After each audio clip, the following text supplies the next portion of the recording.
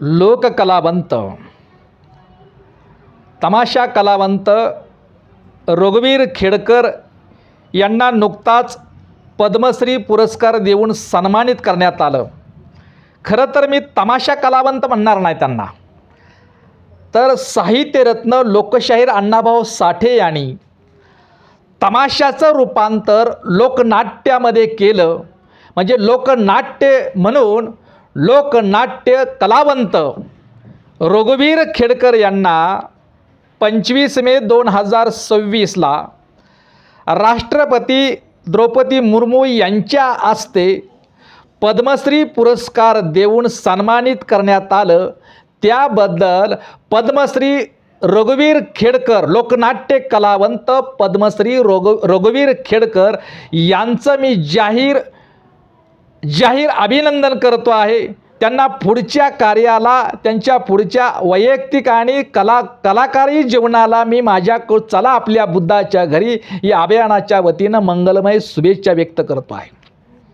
खरं तर लोकनाट्य कलावंत पद्मश्री रघुवीर खेडकर यांचं अभिनंदन, यांना शुभेच्छा देत असताना, यांचं हार्दिक अभिनंदन करताना काही बाबीसुद्धा तमाशा कलाकाराच्या बाबतीमध्ये, लोकनाट्य तमाशा कलावंताच्या बाबतीमध्ये काही बाबी सरकार आणि समाजासमोर येणं गरजेचं आहे. तर पुरस्कार देत असताना तमाशा कलावंत, लोकनाट्य तमाशा कलावंतांना सरकारनं आर्थिक सुबत्ता, संरक्षण आणि संवर्धनसुद्धा दिलं पाहिजे. त्यांचं संवर्धन केलं पाहिजे, त्यांना आर्थिक सुबत्तासुद्धा दिली पाहिजे. त्याच्यासाठी सरकारनं प्रयत्न करावा. केवळ पुरस्कार देऊन त्यांना वाऱ्यावरती सोडून देऊ नये. तमाशा कलावंतांना किंबहुना लोकनाट्य कलावंतांना केवळ पुरस्कार देऊन त्यांना वाऱ्यावर न सोडता त्यांना आर्थिक सुबत्तासुद्धा सरकारनं प्राप्त करून द्यावी. त्यांचं संरक्षणाची सुद्धा हमी सरकारनं घ्यावी. जर लोकनाट्यासारखी कलावंत कला, लोककला, तमाशा नावाचं लोकनाट्य ही लोककला जर जपायचं असेल तर त्या कलावंताला आर्थिक सुबत्ता आणि संरक्षण देण्याची जबाबदारी सुद्धा सरकारनं घ्यावी. कारण मध्यंतर विठाबाई नारायणगावकर, महान तमाशा सम्राज्ञी, महान लोकनाट्य तमाशा कलावंतीन विठाबाई भाऊमांग नारायणगावकर यांना सुद्धा राष्ट्रपती पुरस्कार देऊन सन्मानित करण्यात आला. राष्ट्रपती पुरस्काराप्राप्त विठाबाई भाऊमांग नारायणगावकर यांना आयुष्याच्या शेवटी होरपळ झाली. त्यांचं गाणं आहे, लावणी आहे प्रसिद्ध, पोटासाठी नाचते मी परवा कुणाची. काय? पोटासाठी नाचते मी परवा कुणाची. या गाण्याचा अनुभव त्याने आयुष्याच्या शेवटी घेतला आणि राष्ट्रपती विजेती विठाबाई भाऊमांग नारायणगावकर यांनी आयुष्याच्या शेवटी त्यांची जगण्याची होरपळ झाली. हो, मला तर काय कळलंय की ती राष्ट्रपती पुरस्कार सुद्धा विकून पोटासाठी विकावं लागलं, उदरनिर्वाहासाठी पोटासाठी विकावं लागलं असं मी ऐकून आहे. खरं का खोटं मला माहीत नाही, पण हे जर असेल तर त्या पुरस्काराची केवढी मोठी विटंबना आहे. आणि त्या पुरस्काराची केवढी विटंबना, पुरस्कार दिलेल्या कलावंताची सरकारनं दखल घेतली नाही. नुसता पुरस्कार देऊन त्या व्यक्तीचा सन्मानित करून उपयोग नाही, तर त्या व्यक्तीला, सन्मानित व्यक्तीला आयुष्याच्या शेवटी हे सन्मानकारक जीवन जगता आलं नाही.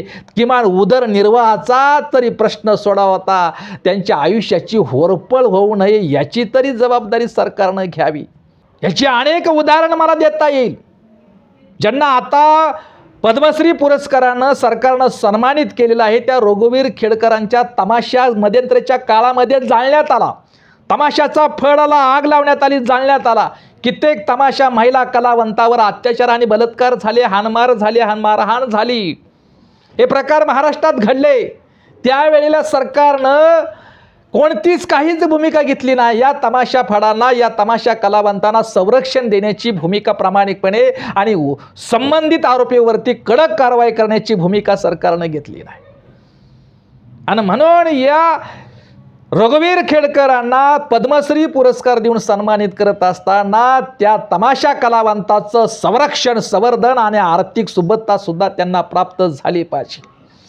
तमाशा ही लोकनाट्य तमाशा लोककला असेल, ही महाराष्ट्राची लोककला असेल, ती लोककला जपणाऱ्या रघुवीर खेडकर सारख्या लोकनाट्य तमाशा कलावंताचा जर फड इथले लोक जाळत असतील, महिलावरती अत्याचार आणि अत्याचार करत असेल, तर कशी लोककला जपायची? याची महाराष्ट्र सरकारला याची लाज वाटली पाहिजे.